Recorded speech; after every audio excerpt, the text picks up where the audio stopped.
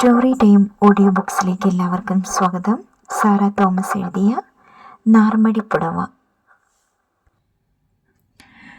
ഇരുട്ടി തുടങ്ങിയതോടെ വാർഡിലെ ബഹളം മിക്കവാറും നിലച്ചിരുന്നു. ഇനിയെങ്കിലും അപ്പ ഒന്നുറക്കം പിടിച്ചെങ്കിൽ പുതപ്പ് നിവർത്തി കഴുത്തറ്റം മൂടിയിട്ടു. അപ്പാവുടെ നിർബന്ധം കൊണ്ട് 6 മണിക്ക് സിസ്റ്റർ ഉറങ്ങാനുള്ള മരുന്ന് കുത്തിവെച്ചിരുന്നു. പുറത്തുള്ള ആരവാരം കാരണം ഇതുവരെയും ഉറക്കം പിടിക്കാൻ കഴിഞ്ഞില്ല. ജനറൽ വാർഡിൻ്റെ ഈ സൈഡ് റൂം കിട്ടിയത് ഭാഗ്യമായി. എല്ലാ കാര്യത്തിനും ഒരു ഒതുക്കമുണ്ട്. അടുത്ത ബെഡിലെ വയറുവേദനക്കാരൻ ഓപ്പറേഷൻ കഴിഞ്ഞ് പേര് വെട്ടിപ്പോയി കഴിഞ്ഞിരുന്നു. അയാളുടെ ഒഴിഞ്ഞ കട്ടിലിൽ അല്പനേരം വിശ്രമിക്കാനുള്ള ആശ്വാസത്തോടെ പോയി കിടന്നു. പകൽ മുഴുവൻ കമലം കൂടെ ഉണ്ടായിരുന്നതുകൊണ്ട് വലിയ സമാധാനമായിരുന്നു. തിങ്കളാഴ്ച ഓഫീസിൽ വന്നപ്പോൾ മാത്രമാണ് അവൾ വിവരമൊക്കെ അറിഞ്ഞത്. അപ്പോൾ തന്നെ അവധിക്ക് എഴുതി കൊടുത്തിട്ട് നേരെ ആശുപത്രിയിലേക്ക് വരികയും ചെയ്തു.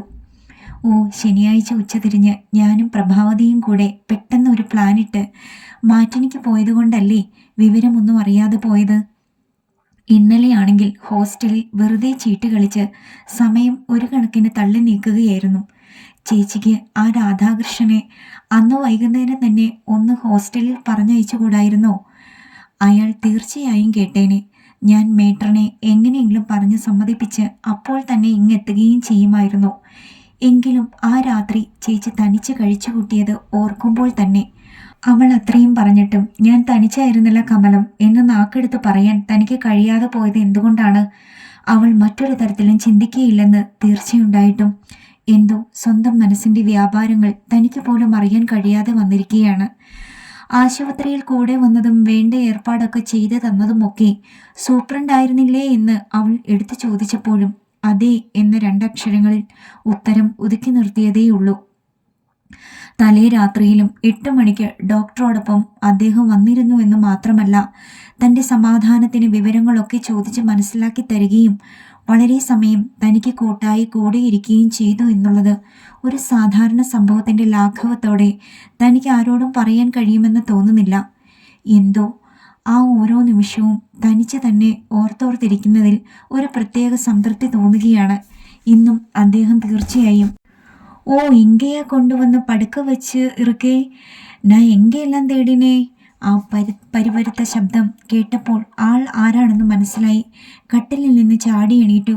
വന്ന പാടെ വിവരമൊന്നും ചോദിക്കാനോ പറയാനോ മെനക്കിടാതെ അപ്പാവുടെ അടുക്കൽ ചെന്ന് കുലുക്കി വിളിക്കാനാണ് തുടങ്ങിയത്. തൊടാതെ ഇപ്പത്താ തൂങ്കറതുക്ക് ഇഞ്ചക്ഷൻ പോട്ടിരിക്കെ കൈകൊണ്ട് തടഞ്ഞു വിലക്കേണ്ടി വന്നു. നീ ഇപ്പോൾ പെരിയ ആളല്ലയോ? അപ്പാവുക്ക് ഞാൻ ഒരു പിള്ളയുണ്ടെന്ന് മറന്നേ പോയാച്ചാ? എങ്കിട്ടെ ഒരു വാർത്ത കൂടെ കേൾക്കാമേ. അപ്പാവുക്ക് ഓപ്പറേഷൻ പണ്ണ നീ എപ്പടി തുണിഞ്ച്? പെരിയ ഉദ്യോഗസ്ഥരല്ലയാ? ഡോക്ടർക്ക് വീശ നിറയെ പണം ഇருக்கு. ഇല്ലാട്ടാ இப்போ இந்த ഓപ്പറേഷനുക്ക് എന്നാ ആവശ്യം? അവർക്ക് അടിവൊന്നും പെടലേ. നിർത്ത്, ഇത് ആസ്പത്രി എന്ന നിലവിരിക്കട്ടും இந்த ലഹള കേട്ട വാർഡൻ വന്ന് ഉന്നെ വെളിയെ അനുപ്പിട്ടുവാ. അടുക്കും അർത്ഥവുമില്ലാതെ നീണ്ടുപോകുന്ന ആ സംസാരം തടഞ്ഞില്ലെങ്കിൽ പെട്ടെന്നൊന്നും നിർത്തുകയില്ല. സ്ഥലകാലങ്ങളെപ്പറ്റി ഒരിക്കലും ബോധമില്ലാത്ത ആളാണ് അപ്പ. ശബ്ദം കേട്ട് ഉണരാനിടയായാൽ അല്ലെങ്കിലും എത്രയും വേഗം പറഞ്ഞു വിടണമെന്നുള്ള വിചാരമേ മനസ്സിലുണ്ടായിരുന്നുള്ളൂ. അത്തായുടെ മരണശേഷം ആദ്യമായി കാണുകയാണ്. അന്നത്തെ സംഭവം ഓർക്കും തോറും അമർഷവും അവജ്ഞയും ഒക്കെ തികട്ടി വരികയാണ്. തനിക്ക് വിവാഹം ഒരുക്കി തന്ന ശേഷം വർഷങ്ങൾ കൂടി അത്ത മരിച്ച അന്നാണ് വീട്ടിൽ കാലുകുത്തിയത്. ശവദാഹം കഴിഞ്ഞ് കുളിച്ചു വന്ന പാടെ അത്തായുടെ കാൽപ്പെട്ടിയുടെ താക്കോൽ തന്നോട് ചോദിക്കുകയായിരുന്നു. തനിക്ക് നിശ്ചയമില്ലെന്നുള്ള സത്യം പറഞ്ഞപ്പോൾ ആകെ കലി കയറി. നീ തരമാട്ടേന്ന് എനിക്ക് മുന്നമേ തെരിയും. കിഴവി ചേർത്ത് വെച്ചതെല്ലാം ഉനക്ക് സ്വന്തം പണിക്കലാമേ. അന്ത വേല കയ്യിലെ ഇരിക്കട്ടും, അതെല്ലാം എനിക്ക് താ വരവേണം. ശീഘ്രം ചാവിയെക്കൊട്. ഇല്ലാട്ടാ. പറഞ്ഞു തീർന്നില്ല. അതിനു മുമ്പ് പേനാക്കത്തി നിവർത്തി പെട്ടിയോട് അടുത്ത് കഴിഞ്ഞു. നിസ്സഹായതയോടെ നോക്കി നിൽക്കുവാനേ കഴിഞ്ഞുള്ളൂ. നിമിഷ നേരം കൊണ്ട് തുരുമ്പ് പിടിച്ച ആ പൂട്ട് കുത്തിപ്പൊളിച്ചു കഴിഞ്ഞു. പിഞ്ചി കീറി നിറം മങ്ങിയ അത്തായുടെ പുടവകൾ അക്ഷമയോടെ ഒന്നൊന്നായി പുറത്തേക്ക് വലിച്ചെറിഞ്ഞു കഴിഞ്ഞപ്പോൾ പെട്ടിയുടെ അടിയിൽ പഴകി തെളിച്ച കാഞ്ചീപുരം പട്ടിൻ്റെ മന്ത്രകൂടി. വർഷങ്ങൾ കഴിഞ്ഞിട്ടും മങ്ങലേൽക്കാതെ വെട്ടിത്തിളങ്ങുന്ന വീതി കസവുകര. വേങ്കിയെണ്ണിൻ്റെ കണ്ണുകൾ തെളിഞ്ഞത് അപ്പോഴാണ്. ആർത്തിയോടെ കസവ് വലിച്ചു കീറുകയായിരുന്നു. ഇതാവത് കിടച്ചതേ, ജെറുകയെ വിക്കലാമേ. അന്ന് ദുഃഖം താങ്ങാനാവാതെ അപ്പ ശപിച്ചു വിട്ടതാണ്. எனக்கு பிண்டம் வைக்கக்கூட நீ வர வேண்டா. எனக்கு எப்படி ஒரு பிள்ளை இல்லைன்னு நினைக்கிறேன். அது ആ വേങ്കിയണ്ണനാണ്. இந்த சமாச்சாரம் கேட்ட உடனே இங்கே வரதுக்கு எத்தனை எல்லாம் கஷ்டப்பட்டேன்னு தெரியுமா? அந்த டாக்ஸிக்காரனுக்கு 50 ரூபா கொடுக்க வேண்டி இருந்தது. உன்னைப்போல நான் சம்பளக்காரனா? என்ன அப்பாவுக்கு ஆப்ரேஷன்னு கேட்டப்போ என்னாலே வராம இருக்க முடியுமா? திரும்பி வந்து தாரேன்ற റേഷൻ കടക്കാരൻ കിട്ടേ ഇരുന്ന് 75 രൂപയെ വാങ്ങിട്ട് വന്നേൻ. എപ്പടിയാനാലും എനിക്ക് 50 രൂപ ഇന്ത ക്ഷണമേ വേണം. സ്വരം മയപ്പെട്ടു വന്നപ്പോഴേ രൂപ ചോദിക്കുമെന്ന സംശയമുണ്ടായിരുന്നു. എങ്കിലും 50 രൂപ, ഇത്ര വലിയ ഒരു സംഖ്യ ചോദിക്കുന്നതിന് ഒരു മര്യാദയില്ലേ? താൻ അതിന് എവിടെ പോകും? ഇല്ലേ, എങ്കിട്ടേ ഒന്നുമില്ലേ. 10 രൂപ മട്ടും ഇർക്ക്. അടുത്ത മാസം ശമ്പളം കിടക്കും വരേക്കും ചെലവെല്ലാം എപ്പടി പണ്ടെന്ന് ഭഗവാന് ദാ തെരിയും. ഈശ്വര, എങ്ങനെയാണ് ഈ മനുഷ്യനെ ഒന്ന് പറഞ്ഞു വിടുന്നത്? ബാഗിൽ എണ്ണിപ്പെറുക്കിയാൽ 20 രൂപ തികയുമോ എന്ന സംശയമാണ്. എങ്ങനെ ഈ കാര്യം പറഞ്ഞ് വിശ്വസിപ്പിക്കും? ബാഗ് തന്നെ തുറന്ന് കാണിച്ചു കൊടുത്തു. എങ്കിട്ടെ കഥയെ ഇളക്കാതെ, പണമില്ലാതെനാ തിരുമ്പുവേന്ന് നീ നിനക്കറിയാ? എപ്പടിയും എനിക്ക് പണം വേണം. ഇപ്പോതൊക്കെ ഉന്നുടെ കമ്മലയെ കഴറ്റിക്കൊട്. അതേ വച്ചാവത് പണം വാങ്ങിക്കറേ. 3 വർഷങ്ങൾക്ക് മുമ്പ് അരിയേഴ്സായി 100 രൂപ ഒരുമിച്ച് കിട്ടിയപ്പോൾ കാഞ്ചനയ്ക്ക് ജിമുക്കി വാങ്ങിച്ചതിൻ്റെ കൂടെ കമലത്തിൻ്റെ നിർബന്ധത്തിന് തനിക്ക് കാതിലേക്ക് 2 സ്വർണ്ണപ്പൊട്ടുകൾ വാങ്ങിയതാണ്. ആകെ താൻ അണിഞ്ഞിട്ടുള്ള ആഭരണവും അതുമാത്രമാണ്. ഇല്ലേ ഇല്ലേ, നാം അത് തരമാട്ട. ഉനക്കെതുക്ക് ആഭരണം? നീ വിധവതാനേ? അതോ ഉനക്ക് ആഫീസിലെ ആൺകളെ? നിർത്തു, ജാസ്തി പേശ വേണ്ട. ഇത് വേണമെന്ന തൂക്കിയിട്ട് പോ. ഉള്ളിൽ പതഞ്ഞു പൊന്തുന്ന വെറുപ്പോടെ വേഗം ഊരിക്കൊടുത്തു. അപ്പടി മര്യാദയാ വഴിക്കുവാ. പതിവുള്ള അട്ടഹാസ ചിരിയോടെ തിരിഞ്ഞു നടക്കുകയും ചെയ്തു. അപ്പാവുടെ രോഗം അന്വേഷിച്ചെത്തിയ മകനാണ്. എന്നിട്ട് എങ്ങനെയുണ്ടെന്ന് ഒരു വാക്കുപോലും തിരക്കാതെ. എന്തൊരു വിധിയാണ്! കണ്ണുകൾ നിറഞ്ഞൊഴുകി. അദ്ദേഹം വരുന്നത് ദൂരെ വെച്ച് കണ്ടത് ഭാഗ്യം. കണ്ണീർ തുടച്ചു പുഞ്ചിരിക്കാൻ ശ്രമിച്ചു. താൻ നീക്കിയിട്ട സ്റ്റൂളിൽ ഇരിക്കാൻ തുനിഞ്ഞില്ല. മുഖത്ത് എന്താണൊരു മ്ലാനത. ചിലർക്ക് കൂടപ്പിറപ്പുകൾ ഉള്ളതുകൊണ്ടുള്ള ദുഃഖം, ചിലർക്ക് അതില്ലാത്തത് കൊണ്ടുള്ള ദുഃഖം. അദ്ദേഹം നെടുവീർപ്പിട്ടു. വിസ്മയത്തോടെ ആ മുഖത്തേക്ക് നോക്കിപ്പോയി. ഈശ്വര, അദ്ദേഹം എല്ലാം കേട്ടിരിക്കുമോ എന്തോ. അതെ, ആ മുഖം അതാണ് വിളിച്ചു പറയുന്നത്. എന്ത് ചെയ്യാം, വേങ്കിയണ്ണൻ അങ്ങനെയായിപ്പോയി. പണമെന്നുള്ള ഒറ്റ വിചാരമേ ഉള്ളൂ. എന്തുകൊണ്ടാണ് അങ്ങനെയൊരു വിശദീകരണത്തിനൊരുമ്പെട്ടത്? എങ്കിലും ഈ ക്രൂരത കാട്ടാൻ എങ്ങനെ മനസ്സു വന്നു? സഹോദരി എന്നുള്ള വിചാരം പോലുമില്ലാതെ. ധാർമ്മിക രോഷം കൊണ്ട് ആ മുഖം വിവർണമായിരുന്നു. ഇങ്ങനെ ഒരു ബ്രദറുള്ള വിവരം എനിക്ക് അറിഞ്ഞുകൂടായിരുന്നു. അല്ലെങ്കിൽ തന്നെ എനിക്കെന്തറിയാം? എന്തൊക്കെയോ വേദനകൾ മനസ്സിൽ കൊണ്ട് നടക്കുന്നുണ്ടെന്ന് മാത്രം ഞാൻ മനസ്സിലാക്കിയിട്ടുണ്ട്. ക്ഷതപ്പെട്ട സ്വരം, പരിഭവം ധ്വനിക്കുന്ന വാക്കുകൾ. വരാന്തയിലെ തൂണിൽ ചാരി പുറത്ത് തളം കെട്ടിയിരുന്ന അന്ധകാരത്തിലേക്ക് ഉറ്റുനോക്കിക്കൊണ്ട് നിൽക്കുകയാണ്. താൻ അറിയാതെ പിന്തുടർന്ന് ചെന്നുപോയി. എന്നെ തെറ്റിദ്ധരിക്കരുത്. ഹൃദയത്തിൽ വീർപ്പ് മുട്ടി നിന്നത് പുറത്തേക്ക് വന്നു. അദ്ദേഹം പെട്ടെന്ന് തിരിഞ്ഞു. നോക്കൂ, ഇനിയെങ്കിലും എന്നെ ഒരു സുഹൃത്തായി കണക്കാക്കിക്കൂടെ? വേദനകൾ പങ്കിട്ടാൽ? തൻ്റെ മുഖത്ത് നോട്ടമുറപ്പിച്ചിരിക്കുന്ന കണ്ണുകളുടെ ആജ്ഞാശക്തിയിൽ സ്വയം മറന്നുപോയതാണോ? ഷാഠ്യം നിർത്തി ഉറക്കം പിടിച്ച കുട്ടിയെപ്പോലെ നിശബ്ദമായി കഴിഞ്ഞ ആശുപത്രി അന്തരീക്ഷം. വിജനമായ വരാന്ത. വരാന്തയുടെ അരമതിൽ തൂണി ചാരി മുഖാമുഖമായിരിക്കുന്ന കണ്ണുകൾ. പുറത്ത് പടർന്നു പന്തലിച്ച് നിൽക്കുന്ന പൂവരശിൻ്റെ ചില്ലകളിൽ ഇളകി കളിക്കുന്ന കാറ്റ്. താഴെ മരച്ചോട്ടിൽ വട്ടങ്ങളായും കളങ്ങളായും വീണ് കിടക്കുന്ന നിലാവിൻ്റെ തുണ്ടുകൾ. അദ്ദേഹത്തിൻ്റെ അനുനയപൂർവമായ ചോദ്യങ്ങൾക്ക് ഹൃദയത്തിൻ്റെ ഉള്ളറകളിൽ അന്നോളം ഭദ്രമായി മൂടി സൂക്ഷിച്ചത് തൻ്റെ ജീവിതത്തിൻ്റെ ശപിക്കപ്പെട്ട ഏടുകൾ എത്രയൊക്കെയാണ് തുറന്ന് വെളിപ്പെടുത്തിയത്. എന്തോ തനിക്കൊന്നും അറിയില്ല. ഏതൊക്കെ പറഞ്ഞെന്നും എത്രയൊക്കെ പറഞ്ഞെന്നും ശരിക്ക് ബോധമുണ്ടായിരുന്നില്ല. ഔചിത്യബോധം വന്ന് താൻ സ്വയം നിയന്ത്രിച്ചപ്പോൾ കവിൾത്തടങ്ങൾ കണ്ണീരിൽ കുതിർന്നിരുന്നു.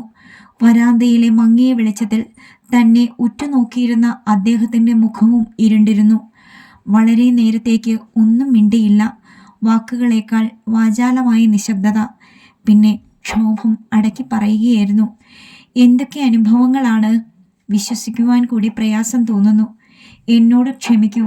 കുറച്ചെങ്കിലും ആശ്വാസം പകരാൻ കഴിയുമെന്നായിരുന്നു വിശ്വാസം. ഇല്ല, ഇല്ല, എനിക്കിപ്പോൾ അതിന് കഴിയുമെന്ന് തോന്നുന്നില്ല. തൻ്റെ ഹൃദയത്തിലെ വേദന ആ മുഖത്ത് പടർന്നു പിടിച്ചിരുന്നു. ഇത്ര വേഗം അപ്പാവെ ആശുപത്രിയിൽ നിന്ന് വീട്ടിൽ കൊണ്ടുവരുമെന്ന് പ്രതീക്ഷിച്ചതല്ല. അപ്പാവുടെ മോശപ്പെട്ട ആരോഗ്യനിലയിൽ ഒരു മേജർ ഓപ്പറേഷൻ അപകടം കൂടാതെ കഴിഞ്ഞു കിട്ടുകയെന്നത് ഡോക്ടർക്ക് പോലും അത്ഭുതമായിരുന്നു. തൻ്റെ അപ്പ മരിച്ചു ജീവിച്ച പ്രതീതിയായിരുന്നു മനസ്സിൽ. ഒപ്പം എന്തോ മഹാഭാഗ്യം കൈവന്ന ആശ്വാസവും. പേരിനു മാത്രമേ ഉള്ളൂ, എങ്കിലും അപ്പ ഇല്ലാത്ത ഒരവസ്ഥ ഓർക്കാൻ കൂടി അശക്തിയാണ്. പ്രത്യേക അസുഖങ്ങളൊന്നുമില്ലായിരുന്നെങ്കിലും അപ്പാവെ തനിയെ ആക്കിയിട്ട് പോകാനുള്ള ധൈര്യം വന്നില്ല. ഒരാഴ്ച അവധിയെടുത്ത് അടുക്കൽ തന്നെ നിന്നു. എങ്കിലും കൊണ്ടുള്ള സാമീപ്യവും ശുശ്രൂഷയും മാത്രമേ തനിക്ക് നൽകാൻ കഴിയുന്നുള്ളൂ എന്ന് കുറ്റബോധത്തോടെ ഓർത്തുപോയി. മനസ്സ് അവാക്യായമേയ അനുഭൂതിയുടെ ലഹരിയിൽ കുടുങ്ങിക്കിടക്കുകയാണ്. ആശുപത്രിയിൽ കഴിച്ചുകൂട്ടിയ ആ ദിവസങ്ങളിൽ അദ്ദേഹവുമായി ചെലവഴിച്ച നിമിഷങ്ങൾ, കാഴ്ചവെച്ച അവാച്യമായ വൈകാര്യ അനുഭൂതി, അതെങ്ങനെ മറക്കാനാണ്? സൗഹൃദം തുളുമ്പുന്ന മുഖഭാവം, ആത്മാർത്ഥതയുടെ വശ്യത നിറഞ്ഞ സംസാരം, നിസ്വാർത്ഥമായ പെരുമാറ്റം, അതുമാത്രമാണോ തൻ്റെ മുഖത്ത് നിന്നും വിട്ടുമാറാതെ പറ്റിക്കൂടി നിന്ന ആ കണ്ണുകൾ? നിശബ്ദതയുടെ നിമിഷങ്ങളിൽ തന്നോട് സംവേദിച്ചത്. ഹോ, എന്തൊക്കെയാണ് ഓർത്തു പോകുന്നത്? അദ്ദേഹത്തിലുള്ള നന്മയുടെ ഭാവത്തിന് എന്ത് വ്യാഖ്യാനം കൊടുക്കാനാണ് മനസ്സ് വെമ്പുന്നത്?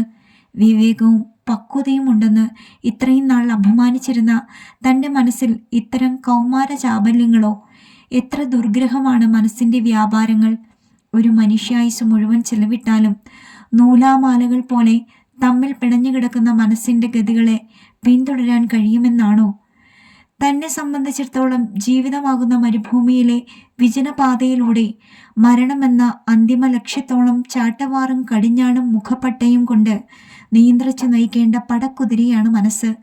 വഴിവക്കിലെ പച്ചിലച്ചാർത്തിൽ തങ്ങി നിൽക്കാനുള്ള സ്വാതന്ത്ര്യം കൊടുത്താൽ ഇല്ല, ഇല്ല, വികാരവിചാരങ്ങളെ കർശനമായി നിയന്ത്രിക്കേണ്ടിയിരിക്കുന്നു. എങ്കിലും അവധി കഴിഞ്ഞ് ഓഫീസിൽ എത്തിയപ്പോൾ ആൾക്കൂട്ടത്തിൽ കണ്ണുകൾ ആർത്തിയോടെ തിരക്കിയത് അദ്ദേഹത്തെയാണെന്ന് നടുക്കത്തോടെ മനസ്സിലാക്കി. തൻ്റെ സമീപത്ത് ശൂന്യമായി കിടന്ന ആ കസേര എന്തുകൊണ്ടാണ് ഹൃദയത്തിൻ്റെ അസ്വസ്ഥതയുടെ ഓളങ്ങൾ സൃഷ്ടിച്ചത്? സൂപ്രണ്ട് 2-3 ദിവസത്തേക്ക് അവധിയിലാണെന്ന് പറഞ്ഞപ്പോൾ ചിന്തകൾക്ക് വൈക്ലഭ്യം അനുഭവപ്പെട്ടതും എന്തുകൊണ്ടാണ്? മനസ്സിനെ ജോലിയിൽ തളച്ചിടാൻ ശ്രമിച്ചു. കുടിശ്ശിക പണികൾ ചെയ്തു തീർക്കേണ്ടിയിരിക്കുന്നു. ഉച്ചയ്ക്ക് കമലം എത്തിയപ്പോഴാണ് ഫയൽ രജിസ്റ്റർ മുമ്പിൽ നിന്ന് എടുത്തു മാറ്റിയത്. ഒരാഴ്ചത്തെ ഓഫീസ് വിശേഷങ്ങൾ നിരത്തിയ കൂട്ടത്തിൽ അവൾ പറഞ്ഞു, ചേച്ചിക്ക് ഒരു ന്യൂസ് കേൾക്കണോ? നമ്മുടെ വത്സ ചെറിയാൻ സുമയുടെ വീട്ടിൽ കമ്പൈൻഡ് സ്റ്റഡിക്ക് പോയപ്പോൾ പറഞ്ഞു അത്രേ, നിങ്ങളുടെ സൂപ്രണ്ടിനെ അവർക്ക് വേണ്ടി ഒഫീഷ്യലായി കല്യാണം ആലോചിക്കുവാൻ വീട്ടുകാർ തീരുമാനിച്ചിരിക്കുകയാണെന്ന്. 20,000 രൂപ സ്ത്രീധനം കൊടുക്കും പോലും അതിൽ അയാൾ വീഴുമെന്ന് തീർച്ച. പരീക്ഷ കഴിഞ്ഞയുടൻ കല്യാണം കണ്ടേക്കുമെന്നാണ്. നടക്കട്ടെ നടക്കട്ടെ, നമുക്കൊരു കാപ്പിക്ക് വഴിയായി. എന്താ ചേച്ചി ഒന്നും പറയാത്തത്? അവർ തമ്മിൽ ഒന്നും ഉണ്ടായിരുന്നില്ലെന്നാണോ ഇനിയും വിശ്വസിക്കുന്നത്? മറിച്ച് എങ്ങനെ വിശ്വസിക്കാനാണ്? തമ്മിൽ അടുത്ത് ഇടപഴകിയ അനേക അവസരങ്ങളിൽ ഒരിക്കൽ പോലും അങ്ങനെ ഒരു ബന്ധത്തെപ്പറ്റി സൂചിപ്പിക്കുക കൂടി ചെയ്തില്ല. താൻ എന്തൊരു വിഡ്ഢിയാണ്! സ്വന്തം പ്രേമകഥ ഒരു സഹപ്രവർത്തകയ്ക്ക് വെളിപ്പെടുത്താൻ തക്കവണ്ണം ഭോഷനാണോ അദ്ദേഹം?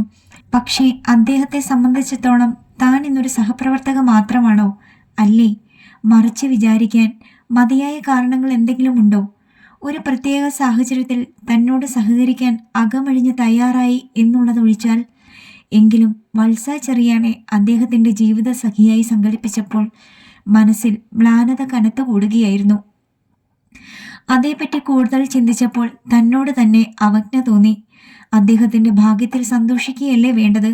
മനസ്സിനിണങ്ങുന്ന ജീവിത സഖിയെ തേടാൻ കഴിയുന്നത് ഭാഗ്യമല്ലെങ്കിൽ പിന്നെ മറ്റെന്താണ്? അദ്ദേഹത്തിൻ്റെ മാത്രം ഭാഗ്യമോ? വത്സ ചെറിയാൻ്റെ ഭാഗ്യമെന്നാണ് കരുതേണ്ടത്. സ്നേഹസമ്പന്നനായ ഭർത്താവ്, ഓമന കുഞ്ഞുങ്ങൾ, ഈ ജീവിതത്തിൽ തനിക്ക് ഒരിക്കലും വിധിച്ചിട്ടില്ലാത്ത സംതൃപ്ത കുടുംബമെന്ന മഹാഭാഗ്യം. പിന്നെയും താൻ അറിയാതെ മനസ്സിൽ മ്ലാനത ഇരുണ്ടുകൂടുകയായി. തീരെ അപ്രതീക്ഷിതമായി പിറ്റേ ദിവസം തന്നെ അദ്ദേഹം ഓഫീസിൽ വന്നു. ഉച്ചയ്ക്ക് ഊണ് കഴിഞ്ഞ് താൻ ഏതോ പുസ്തകത്തിൻ്റെ താളുകൾ വിരസതയോടെ മറിച്ചുകൊണ്ടിരുന്നപ്പോഴാണ് ഉച്ചവയൽ തട്ടിയിരുന്ന വാതിലിന് നേരെ നിഴലാട്ടം വീണത് കണ്ട് ഞെട്ടി തലയുയർത്തി നോക്കിയത്. അദ്ദേഹമാണ് വന്നത്. എപ്പോഴാണോ കസേരയിൽ നിന്നും താൻ എണീക്കുന്നതിന് മുമ്പ് അടുത്തെത്തിക്കഴിഞ്ഞു. വേഷത്തിലും ഭാവത്തിലും ഒരു ദീർഘയാത്രയുടെ വാട്ടമുണ്ട്. നെറ്റിയിലേക്ക് പാറി വീണ് കിടക്കുന്ന മുടിച്ചുരുളുകൾ എന്തോ അത്ഭുതം കണ്ടതുപോലെ തന്നിൽ നോട്ടമുറപ്പിച്ച് നിൽക്കുകയാണ്. മുഖത്ത് പ്രസന്നതയുടെ പുഞ്ചിരി. എന്തേ ഒന്നും മിണ്ടാത്തത്? സംസാരിക്കാൻ മറന്നതാണോ? എന്താ സാർ, താനാണ് മൗനം വഞ്ചിച്ചത്? ഇല്ല, ഒന്നുമില്ല. അവധി കഴിഞ്ഞ് വന്നോ അല്ലേ? കഴിഞ്ഞ ആഴ്ച മുഴുവനും തമ്മിൽ കണ്ടില്ല. മനസ്സിൽ മുന്നിട്ട് നിന്ന ചിന്തയുടെ അനുബന്ധമെന്നോണമാണ് പറഞ്ഞു നിർത്തിയത്. തനിക്ക് അപരിചിതമായ ഈ ഭാവപകർച്ചയ്ക്ക് കാരണം മനസ്സിന് ഉത്തരം തേടിപ്പിടിക്കാൻ കഴിഞ്ഞില്ല. അടുത്ത മാത്രയിൽ തന്നെ മുഖത്ത് സ്വതസിദ്ധമായ ഭാവം കൈവന്നിരുന്നു. പതിവുള്ള പുഞ്ചിരിയോടെ തിരക്കി, ഫാദറിന് എങ്ങനെയുണ്ട്? വിശേഷിച്ചൊന്നുമില്ല, ക്ഷീണം മാറി തുടങ്ങിയിട്ടുണ്ട്. വീട്ടിൽ വന്ന് തിരക്കണമെന്നുണ്ടായിരുന്നു, പക്ഷേ വീട് എവിടെയാണെന്ന് സൂക്ഷ്മം അറിഞ്ഞുകൂടായിരുന്നു. പിന്നെ അത്യാവശ്യമായി നാട്ടിൽ പോകേണ്ടി വന്നു. ഇപ്പോൾ വരുന്ന വഴിയാണ്. വരുന്ന വഴി ഇവിടെ കയറാനുള്ള കാരണം? മനസ്സിൽ ആ ചിന്ത മിന്നിമറിയുന്നതിന് മുമ്പ് അദ്ദേഹം പറഞ്ഞു, ഇന്ന് ഇവിടെ കാണുമെന്ന് കരുതിയതല്ല. പ്രതീക്ഷിക്കാത്ത എന്തോ കൈവന്ന സംതൃപ്തിയാണോ ആ മുഖത്ത് തെളിഞ്ഞു കണ്ടത്? അതോ തൻ്റെ തോന്നലോ? ഇനി വീട്ടിൽ ചെന്ന് കുളിച്ചൊന്നുറങ്ങണം. 4 ദിവസമായി ലീവായിരുന്നതല്ലേ? സെർവൻറ്റും ബോയ് വീട്ടിൽ കാണുമോ എന്ന് തന്നെ സംശയമാണ്. ഞാൻ ഇന്ന് വരുമെന്ന് അവൻ അറിഞ്ഞുകൂടാ. വരാന്തയിലൂടെ ഊണ് കഴിഞ്ഞ കൂട്ടർ നടന്നു നീങ്ങുന്ന ശബ്ദം. അദ്ദേഹം വാച്ചിൽ നോക്കി. ഞാൻ ഇനി ഇവിടെ നിൽക്കുന്നില്ല.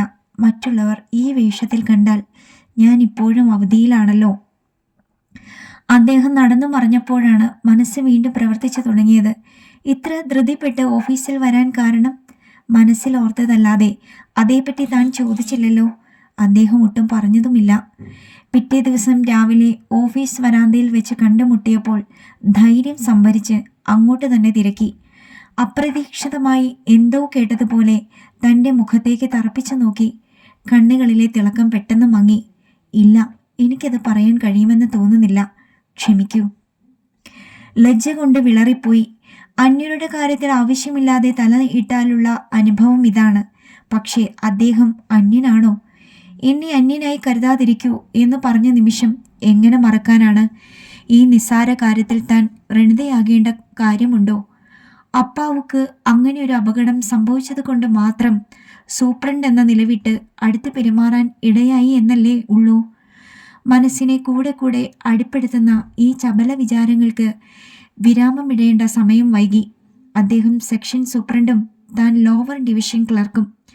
തങ്ങൾ തമ്മിലുള്ള ബന്ധം അത് മാത്രമാണ്. അന്ന് കൂടുതൽ സമയവും അദ്ദേഹം ഓഫീസറുടെ മുറിയിലായിരുന്നത് ഭാഗ്യം. പഴയതുപോലെ ജോലിയിൽ ശ്രദ്ധ കേന്ദ്രീകരിച്ച് സമയം നീക്കാൻ കഴിഞ്ഞു. വൈകുന്നേരം ഓഫീസ് വിട്ടു പോകാൻ തുടങ്ങിയതും അദ്ദേഹം വന്നു. എനിക്ക് വേണ്ടി ഒരു ഉപകാരം ചെയ്യാമോ? എന്താ സാർ? നാളെ രാവിലെ 1 മണിക്കൂർ നേരത്തെ വരാൻ കഴിയുമോ? 2 ഫയലുകൾ കുറിയിട്ട് വന്നിരിക്കുകയാണ്. ഈ മാസത്തെ ലെഡ്ജറുകൾ ഇനിയും ക്ലോസ് ചെയ്തിട്ടില്ല. ഇന്ന് തീയതി 29 ആയിരിക്കുന്നു. താൻ സമ്മതം തല കുലുക്കിയപ്പോൾ താങ്ക്സ് പറഞ്ഞു പോവുകയും ചെയ്തു. പിറ്റേ ദിവസം 9 മണിക്ക് താൻ എത്തിയപ്പോൾ ലെഡ്ജറുകളൊക്കെ നിരത്തി കാത്തിരിക്കുകയായിരുന്നു. ഒട്ടും താമസിക്കാതെ ജോലി തുടങ്ങാമെന്ന് കരുതി ശ്രദ്ധ മുഴുവനും ജോലിയിൽ കേന്ദ്രീകരിക്കാൻ ശ്രമിച്ചു. അദ്ദേഹവും ഫയലുകളിൽ മുഴുകിയിരിക്കുകയാണ്. ഒട്ടും തപ്പിത്തടയാതെ അദ്ദേഹത്തിൻ്റെ ആവശ്യാനുസരണം ഫയലുകൾ കൈകാര്യം ചെയ്യാൻ കഴിഞ്ഞതിൽ ചാരിതാർത്ഥ്യം തോന്നി. ഇത്ര എഫിഷ്യൻ്റായ ഒരു അസിസ്റ്റൻ്റ് ഉണ്ടായത് എൻ്റെ ഭാഗ്യം. വിചാരിച്ചതിലും കൂടുതൽ ജോലി തീർക്കാൻ കഴിഞ്ഞു. അദ്ദേഹം സംതൃപ്തിയോടെ ഫയലുകൾ മുമ്പിൽ നിന്നും മാറ്റി വെച്ചിട്ട് പറഞ്ഞു, ഇതുപോലെ അടുത്ത ഞായറാഴ്ചയും ഒന്ന് സഹായിച്ചേ പറ്റൂ. എനിക്ക് ഈ ആഴ്ചയിലും 2-3 ദിവസത്തേക്ക് വീട്ടിൽ പോകേണ്ടി വരും. എന്തിനാണെന്ന് നാവിൻ്റെ തുമ്പത്ത് എത്തിയ ചോദ്യം ബുദ്ധിപൂർവ്വം അടക്കി. പക്ഷേ ഉച്ചയ്ക്ക് പതിവുള്ള ലാത്തിക്ക് കമലം എത്തിയപ്പോൾ ഏറെക്കുറെ പിടികിട്ടി. ആ വത്സാചെറിയാൻ ഇന്നലെ ഉച്ചയ്ക്ക് വെയിറ്റിംഗ് റൂമിൽ എന്തിനോ വന്നിരുന്നു. എന്തൊരു ഇളക്കമാണെന്നോ! ഈ ആഴ്ചയിൽ തന്നെ അവരുടെ വിവാഹം തീർച്ചപ്പെടുത്തുമെന്ന്. നിങ്ങളുടെ സൂപ്രണ്ടിൻ്റെ ചിറ്റപ്പനും അവളുടെ അപ്പച്ചനും ഫ്രണ്ട്സാണ് പോലും. സംഗതികൾ അത്ര വരെ പുരോഗമിച്ചിട്ടും അദ്ദേഹം തന്നോടൊരു വാക്കു മിണ്ടിയില്ലല്ലോ എന്ന് തോന്നിയ മനസ്താപം ഉടനടി മനസ്സിൽ നിന്നും തട്ടി നീക്കി. വിവാഹക്കാര്യം 4 പേരെ അറിയിക്കേണ്ട സമയമാകുമ്പോൾ മാത്രമല്ലേ താനും അറിയേണ്ടതുള്ളൂ. പക്ഷേ ആ വിചാരഗതി മനസ്സിൽ അധിക നേരം ഉറച്ചു നിന്നില്ല. വൈകുന്നേരം ജോലി കഴിഞ്ഞിറങ്ങിയ നേരം അദ്ദേഹം അടുത്തു വന്ന് തന്നോടായിട്ട് പിറ്റേ ദിവസം രാവിലത്തെ ബസ്സിൽ നാട്ടിൽ 2-3 ദിവസത്തേക്ക് പോവുകയാണെന്നുള്ള വിവരം പറഞ്ഞപ്പോൾ ഒന്നും കണക്കിലെടുക്കാതെ ചോദിച്ചുപോയി, വിവാഹ നിശ്ചയമാണല്ലേ? ആരുടെ? അദ്ദേഹത്തിൻ്റെ മുഖത്ത് വിസ്മയമായിരുന്നു. ജാള്യതയോടെ നാക്ക് കടിച്ചു. ഇതുവരെയുള്ള തൻ്റെ സ്വഭാവത്തോട് ഒട്ടും നിരക്കാത്ത രീതിയിലാണ് ഈയിടെയായുള്ള പെരുമാറ്റം. ബുദ്ധി ഒന്ന് തീരുമാനിക്കുന്നു, ഹൃദയം അതിനെ മറികടക്കുന്നു. എൻ്റെയാണോ? നിമിഷങ്ങൾ കഴിഞ്ഞ് അദ്ദേഹം എടുത്തു ചോദിച്ചു. പിന്നെ പൊട്ടിച്ചിരിച്ചു. ആര് പറഞ്ഞു? നാട്ടിൽ അടുത്തടുത്ത് പോകുന്നത് കൊണ്ടാണോ? എന്നാൽ കാര്യം കൂടി പറഞ്ഞേക്കാം. അവിടെ ഒരു പഴയ വീടും കുറച്ച് പറമ്പുമൊക്കെ ഉണ്ട്.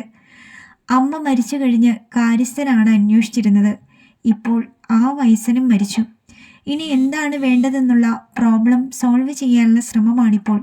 അതിനിടയ്ക്ക് കഷ്ടകാലത്തിന് പറമ്പിൽ 2 പേർ കുടില് കെട്ടി താമസവും തുടങ്ങിയിട്ടുണ്ട്. പെട്ടെന്ന് മുഖത്ത് നോട്ടമുറപ്പിച്ച് ചോദിച്ചു, എനിക്ക് വിവാഹമാണെന്ന് തീർച്ചപ്പെടുത്താൻ കാരണം? എന്തു മറുപടി പറയാനാണ്? അതിനൊക്കെ ഒരു യോഗം വേണ്ടേ? മുഖം മങ്ങിയിരുന്നു. ആട്ടെ, ഞായറാഴ്ച രാവിലെ 9 മണിക്ക് തന്നെ വരണേ. സംഭാഷണം ദീർഘിപ്പിക്കാതെ തിരിച്ചു നടക്കുകയും ചെയ്തു. വിവാഹത്തിനൊരു യോഗം വേണ്ടേ എന്ന് പറയാൻ കാരണം വത്സാചെറിയാൻ്റെ വീമ്പു പറച്ചിലിൽ അപ്പോൾ കാര്യമില്ലെന്നാണോ? വെറുതെ ഇരുന്നപ്പോഴൊക്കെ അതേപ്പറ്റി ചിന്തിക്കാതിരിക്കാൻ കഴിഞ്ഞില്ല. ഞായറാഴ്ച രാവിലെ ഓഫീസിൽ പോകാൻ കുളിച്ച് വേഷം മാറിക്കൊണ്ട് നിന്നപ്പോൾ കണക്കിലെ സംശയം തീർക്കാൻ കാഞ്ചന പുസ്തകവുമായി എത്തി. തന്നെ കണ്ട് അങ്ങനെ നോക്കി നിന്നു. ചിത്തി, നീ இன்னைக்கு ஒரே அழகா இருக்கு. இந்த சிவப்பு கரா உனக்கு எத்தனை பொருத்தமா இருக்கு. നെറ്റിയിലെ ചുവപ്പ് കുങ്കുമം കൂടെ ഇരുന്നാനാഥാ. കാഞ്ചന ഉൾക്കിടലത്തോടെ വിളിച്ചു പോയതാണ്. നിമിഷ നേരത്തേക്കെങ്കിലും തൻ്റെ മനസ്സിൽ കൂടി മിന്നി മറഞ്ഞതാണ് അവൾ തുറന്നു പറഞ്ഞത്. നെറ്റിയിൽ കുങ്കുമം തൊട്ട്, കണ്ണുകളിൽ മൈയെഴുതി, തലനിറയെ മുല്ലപ്പൂ ചൂടി, നിറപ്പകിട്ടുള്ള സാരികൾ ധരിച്ച് തൻ്റെ യൗവനത്തോട് നീതി കാട്ടാനുള്ള യോഗം ഇനിയൊരു ജന്മമെങ്കിലും തനിക്ക് വിധിച്ചിട്ടുണ്ടോ? ഏ ചിത്തി, നീ നെറ്റിയിലെ കുങ്കുമം ഇട്ടുകൂടാതാ போலீஸ் பிடிப்பாளா?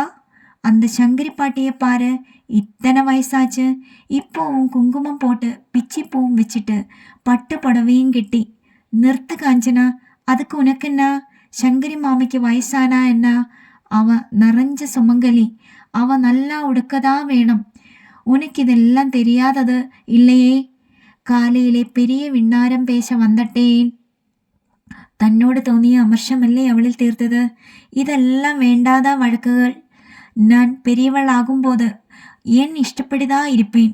അവൾ മുഖം വിർപ്പിച്ച് പിറുപിറുത്ത് കൊണ്ടുപോകുന്നത് കണ്ടതായി നടിച്ചില്ല. ഈയിടെ അവളും ജീവിതത്തെപ്പറ്റി ചിന്തിച്ചു തുടങ്ങിയിരിക്കുകയാണ്. എന്തൊക്കെ വിപ്ലവകരമായ ആശയങ്ങളാണോ മനസ്സിൽ കൊണ്ട് നടക്കുന്നത്. കുറച്ച് ദിവസങ്ങൾക്ക് മുമ്പ് വൈകുന്നേരം താൻ നടപ്പടിയിൽ വെറുതെ ഇരുന്നപ്പോൾ അവൾ സ്കൂൾ വിശേഷങ്ങളുമായി അടുത്തുകൂടി. വളരെ പ്രാധാന്യമർഹിക്കുന്ന വിശേഷം പോലെയാണ് പറഞ്ഞു തുടങ്ങിയത്. ചിത്തി, இந்த விஷயம் கேளு. எங்கள் ஸ்கூலிலே கணக்கு டீச்சர் போன வாரம் 2வது கல்யாணம் பண்ணிருக்கா. முதல் புருஷன் ஒரே குடிக்காரன். அவ அதனாலே சத்து போயிட்டார். இப்போ டீச்சர் எவ்வளவு சந்தோஷமா இருக்க தெரியுமா? அவ இப்போ സ്കൂളിലെ വെറുതെ പാക്കണം. എന്ന ജോറാ ഡ്രസ് പണി. താൻ എല്ലാം മൂളിക്കേട്ടുകൊണ്ടിരിക്കുകയാണ്. പെട്ടെന്ന് അവൾ അസഹിഷ്ണുതയോടെ പൊട്ടിത്തെറിച്ചു.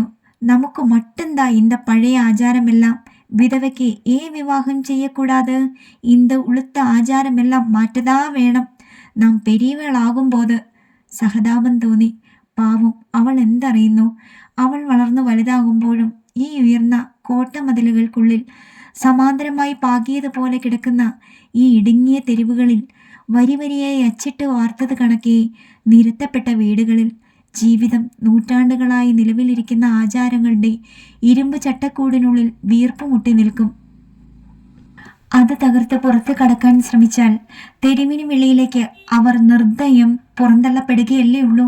ആ ക്രൂര സത്യം അവൾക്ക് അനുഭവപ്പെടാൻ ഇടയാകാതിരിക്കട്ടെ. താൻ മുറിക്കകത്ത് ചെന്ന് കയറിയപ്പോൾ അദ്ദേഹം മേശപ്പുറത്ത് കൈമുട്ടുകൾ ഊന്നി തല കുമ്പിട്ടിരിക്കുകയാണ്. അടുത്തു ചെന്ന് വിളിച്ചപ്പോഴാണ് മുഖമുയർത്തി നോക്കിയത്. എപ്പോഴുമുള്ള പ്രസന്നത അവിടെ കണ്ടില്ല. മനസ്സ് മറ്റെങ്ങോ തങ്ങി നിൽക്കുന്നത് പോലെ. കണ്ണുകൾ വേഗം തന്നെ തൻ്റെ മുഖത്തു നിന്നും പിൻവലിഞ്ഞു. ഇരിക്കൂ, യാന്ത്രികമായി പറഞ്ഞു. അസുഖകരമായ നിശബ്ദത. പതിവുള്ള കുശലാന്വേഷണങ്ങൾ പോലും നടത്താത്തത് എന്താണ്? അപ്പാവുടെ സുഖവിവരം കൂടെ തിരക്കിയില്ലല്ലോ. പെട്ടെന്ന് യാതൊരു മുഖവുരയും കൂടാതെ ഫയൽ നിവർത്തി ജോലി ആരംഭിക്കുകയും ചെയ്തു. എന്താണ് ഈ ഭാവപകർച്ചയ്ക്ക് കാരണം? എടുത്തു ചോദിച്ചാലോ? പക്ഷേ ആ മുഖത്തെ ഗൗരവഭാവം കണ്ടപ്പോൾ അതിനുള്ള ധൈര്യം തോന്നിയില്ല. പിന്നെ ഒരക്ഷരവും ഉരിയാടാതെ തല കുനിച്ചിരുന്ന് മുഴക്കമുള്ള ആ ശബ്ദം കേട്ട് എഴുതിക്കൊണ്ടിരുന്നതല്ലാതെ കടലാസ് മറിച്ചുകൊണ്ടിരുന്ന ആ നീണ്ട വിരലുകൾക്കും രോമാവൃതമായ കൈത്തണ്ടിനും അപ്പുറം മുഖമുയർത്തി നോക്കാൻ ഒരുമ്പിട്ടില്ല. എത്ര നേരം അങ്ങനെ ജോലി തുറന്നുകൊണ്ടിരുന്നു എന്നറിഞ്ഞുകൂടാ. പെട്ടെന്ന് അദ്ദേഹത്തിൻ്റെ സ്വരം കനത്ത് വ്യത്യാസപ്പെട്ടതുപോലെ പറഞ്ഞത് പൂർത്തിയാക്കാതെ നിർത്തുകയായിരുന്നു. 1, 2, 3 ഇഴഞ്ഞു നീങ്ങുന്ന നിമിഷങ്ങൾ. എന്താണ് അദ്ദേഹം തുടരാത്തത്? ഇന്നത്തേക്ക് ജോലി മതിയാക്കാം. വിറയാർന്ന ശബ്ദം. വിസ്മയത്തോടെ തലയുയർത്തി നോക്കിപ്പോയി. പറഞ്ഞുകൊണ്ടിരിക്കുന്നതിനിടയിൽ എന്ത് സംഭവിച്ചു? നെറ്റിക്ക് കൈകൊടുത്ത് തല കുമ്പിട്ടിരിക്കുകയാണ്. തുടങ്ങിയ വാചകം പൂർത്തിയാക്കിയില്ലല്ലോ. മടിച്ചാണ് പറഞ്ഞത്. അവിടെ വെച്ചേക്കൂ, ഞാൻ പിന്നെ എഴുതിക്കൊള്ളാം. കലുഷമായ മുഖം. തലയുയർത്തി തന്നെ നോക്കുന്നത് പോലുമില്ലല്ലോ. സാറിന് സുഖമില്ലേ? ഉത്കണ്ഠയോടെ തിരക്കി. എനിക്കൊന്നുമില്ല. മറ്റെങ്ങോ നോക്കിയാണ് പറഞ്ഞത്. കഠിന മനോവ്യത കൊണ്ടെന്ന പോലെ കനത്തുകൂടിയ ആ മുഖത്ത് നോക്കിയപ്പോൾ പിന്തിരിഞ്ഞു പോവാൻ കഴിഞ്ഞില്ല. സാറിന് എന്താണൊരു വിഷമം? വീട്ടിലെ കാര്യം ഓർത്തിട്ടാണോ? ചോദിച്ചു പോയി. കുറച്ചു നേരത്തേക്ക് ഒന്നും തന്നെ മിണ്ടിയില്ല. താൻ ചോദിച്ചത് കേൾക്കാത്തതാണോ? കല്ലും മരവും കൊണ്ട് കെട്ടിയുണ്ടാക്കിയ വീടിനെ ഓർത്ത് എന്ത് വിചാരപ്പെടാനാണ്? വികാരങ്ങളും വിചാരങ്ങളും അടിച്ചമർത്തി നിശബ്ദം വീർപ്പുമുട്ടുന്ന മനുഷ്യൻ്റെ നിസ്സഹായത ഓർക്കുമ്പോഴാണ്. വികാരാധീനനായി അദ്ദേഹം നിർത്തിപ്പോയി. സാറിന് വേണ്ടപ്പെട്ട ആർക്കെങ്കിലും എന്തെങ്കിലും സംഭവിച്ചോ? പെട്ടെന്ന് അദ്ദേഹം പൊട്ടിച്ചിരിച്ചു. ദുഃഖത്തിൻ്റെ കുമിളകൾ പോലെ അതിൻ്റെ അലകൾ നിശബ്ദതയിൽ തട്ടിച്ചിതറി. സംഭവിച്ചത് മറ്റാർക്കുമല്ല, എനിക്കാണ്. സ്തംഭിച്ചിരുന്നു പോയി. നാട്ടിലേക്ക് പോകുന്നതിന് തൊട്ടു മുമ്പ് പോലും ദുഃഖത്തിൻ്റെ നേരിയ ലാഞ്ചന പോലും ആ മുഖത്ത് കണ്ടില്ലല്ലോ. അദ്ദേഹത്തിൻ്റെ സന്മനസ്സിന് ക്ഷതം ഏൽപ്പിക്കത്തക്കവണ്ണം ഇപ്പോൾ എന്ത് സംഭവിച്ചു എന്നാണ് എന്നോട് പറയാവുന്നതാണെങ്കിൽ. മനസാന്നിധ്യം വീണ്ടെടുത്തപ്പോൾ ധൈര്യം സംഭരിച്ചു പറഞ്ഞു. പെട്ടെന്ന് ആ മുഖഭാവം മാറി. ഹൃദയത്തിൽ ഏതോ ഉത്കടമായ സംഘടന നടക്കുന്നത് പോലെ മാംസപേശികൾ വലിഞ്ഞു മുറുകി.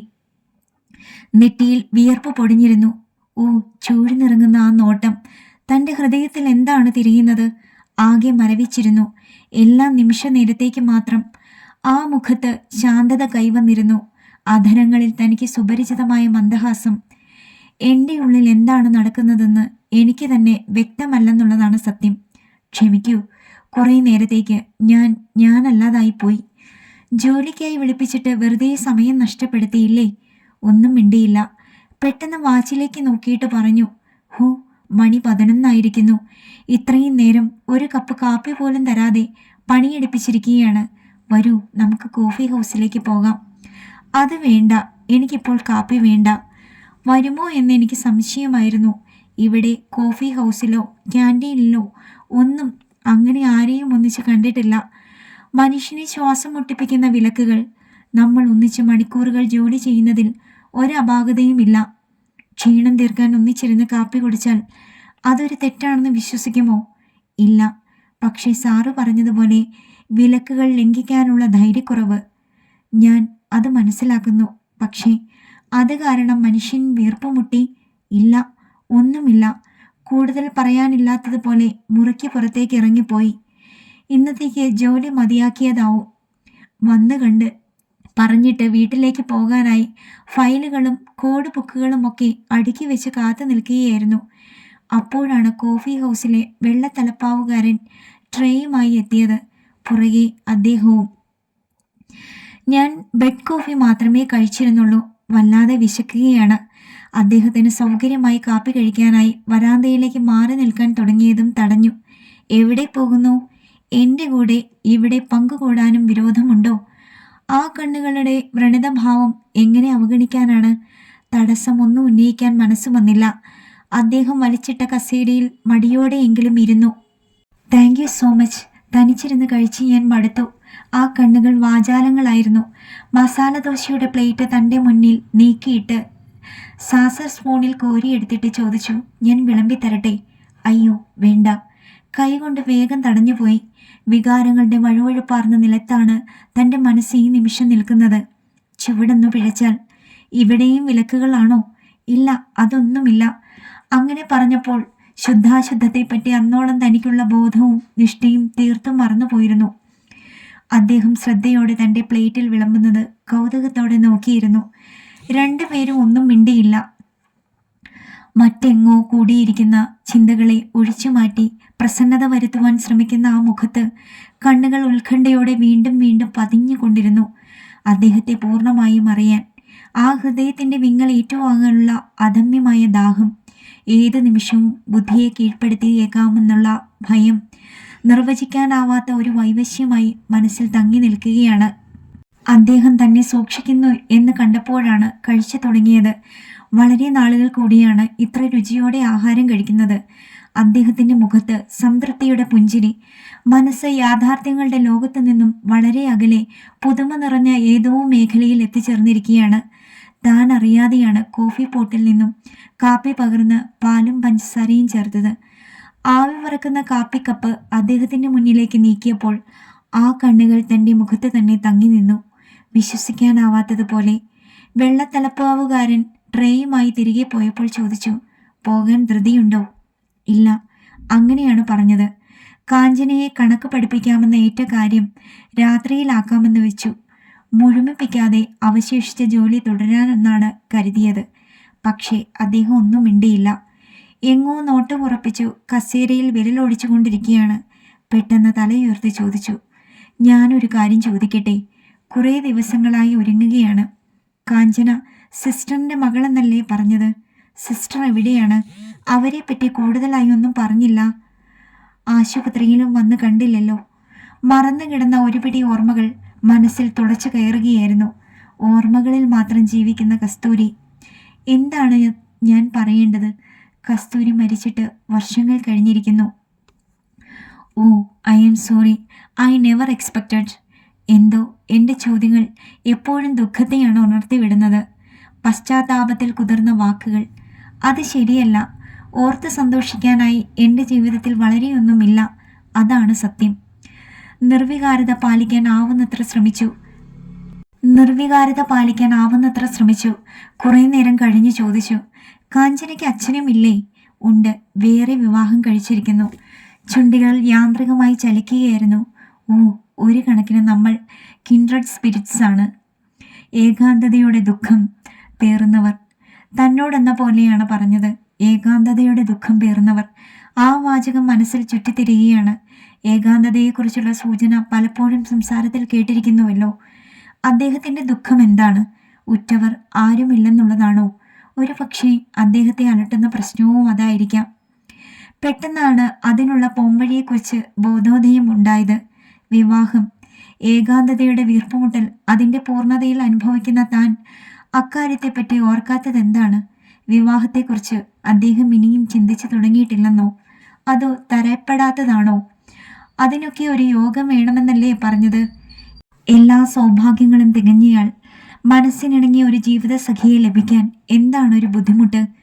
സാറിൻ്റെ മനപ്രയാസത്തിൻ്റെ കാരണം എന്താണെന്ന് എനിക്ക് അറിഞ്ഞുകൂടാ. പക്ഷേ പരിഹാരം എന്താണെന്നറിയാം.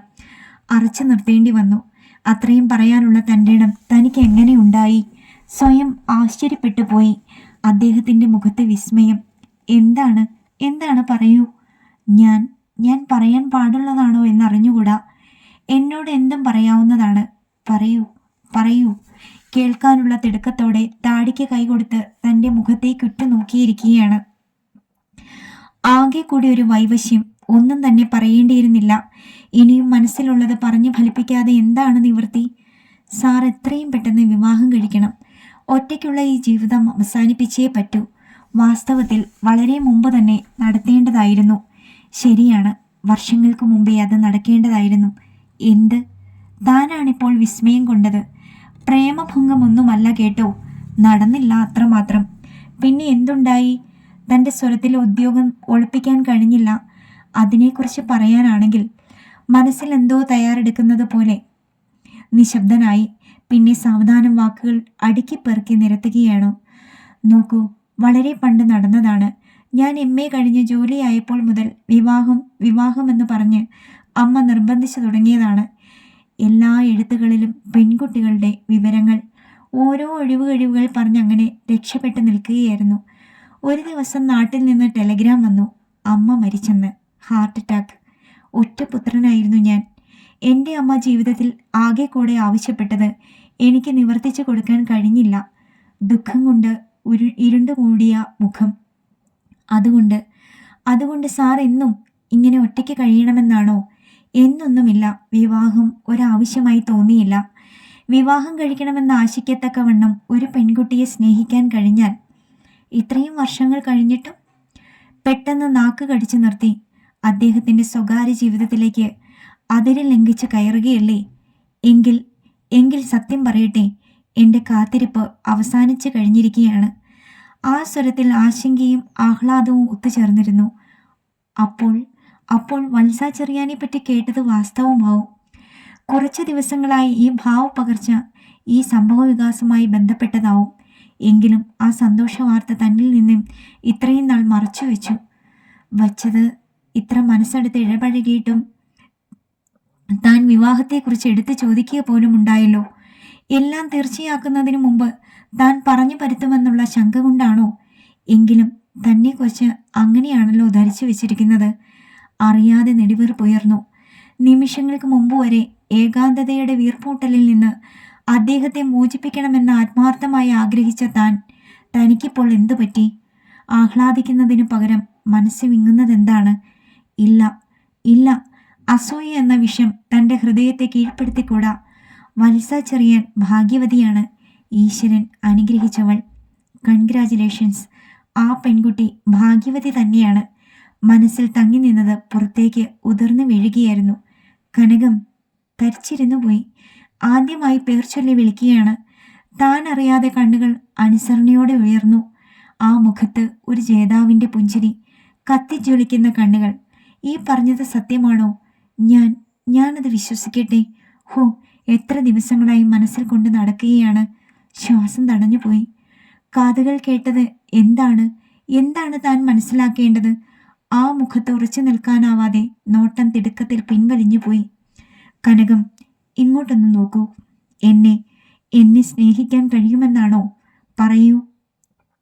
നാവിൻ്റെ ചലനശക്തി നശിച്ചുപോയി. ശരീരമാകെ തളരുകയാണ്. ഒട്ടും പ്രതീക്ഷിക്കാത്തതാണ് കാതുകൾ കേട്ടത്. ആണോ? തൻ്റെ ഹൃദയത്തിൻ്റെ ഉള്ളിൻ്റെ ഉള്ളിൽ ആ മോഹം. ഉന്മത്തമായ മനസ്സ് കടിഞ്ഞാൻ വിട്ട പടക്കുതിരയെപ്പോലെ നിയന്ത്രണം വിട്ടു പായുകയാണ്. അർഹതയില്ലാത്തത് ഉൾക്കൊള്ളാനുള്ള അദമ്യമായ ദാഹത്തോടെ. പ്രേമദീപ്തമായ മുഖം, കണ്ണുകളിൽ ആനന്ദലഹരി, അധരങ്ങളിൽ പ്രതീക്ഷയുടെ പുഞ്ചിരി, സ്നേഹത്തിൻ്റെ ബഹുമുഖമായ സൗന്ദര്യം, ഹൃദയത്തിൽ ലഹരിയായി പടർന്നു കയറുന്ന വശ്യത, ആസ്വാദ്യത, എല്ലാം ജീവിതത്തിൽ ആദ്യമായി നോക്കിക്കാണുകയാണ്.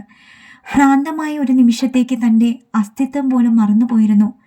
തന്നെ അണച്ചു പിടിക്കാൻ വെമ്പുന്ന ആ കൈകളിലേക്ക് അമരുവാൻ, ആ ശരീരത്തിൻ്റെ ഊഷ്മളത അനുഭവിക്കാൻ, ആ ഹൃദയത്തുടിപ്പുകളെ ഏറ്റുവാങ്ങാൻ ഹൃദയം പിടയുകയാണ്. സ്വയം നിയന്ത്രിക്കാൻ തനിക്ക് എങ്ങനെ കഴിഞ്ഞുള്ളൂ എന്നുള്ളത് ഒരത്ഭുതമാണ്. ഇല്ല, എന്നോട് ചോദിക്കരുത്. ഹൃദയത്തിലുള്ളത് തുറന്നു പറയാൻ എനിക്ക് കഴിയില്ല. വിറയാർന്ന കൈപ്പത്തികളിലേക്ക് മുഖം വിവശതയോടെ കുനിഞ്ഞുപോയി. ശരീരവും മനസ്സും അമ്പയെ തളർന്നിരുന്നു.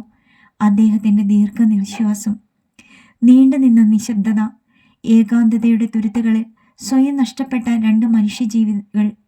സ്നേഹിക്കുന്നത് ഇത്ര വലിയ തെറ്റാണോ? എത്ര നേരം കഴിഞ്ഞാണ് അദ്ദേഹം ചോദിച്ചത്. എന്നെക്കുറിച്ച് ഒന്നും അറിഞ്ഞുകൂടാത്തത് കൊണ്ടാണ്. വിധവയായതുകൊണ്ട് സ്ത്രീയല്ലാതാകുമോ? സ്നേഹിക്കാനും സ്നേഹിക്കപ്പെടാനും? ഇല്ല, എനിക്കതിന് അവകാശമില്ല. ഒരു സ്ത്രീയുടെ വികാരങ്ങൾ എനിക്കുണ്ടായിക്കൂടാ. അത് പാപമാണ്. എൻ്റെ സമുദായം അങ്ങനെയാണ് വിധിച്ചിട്ടുള്ളത്. പറഞ്ഞു തീർത്തപ്പോൾ കിതയ്ക്കുന്നുണ്ടായിരുന്നു. കണ്ണുകൾ നിറഞ്ഞൊഴുകി. കരയാതിരിക്കൂ.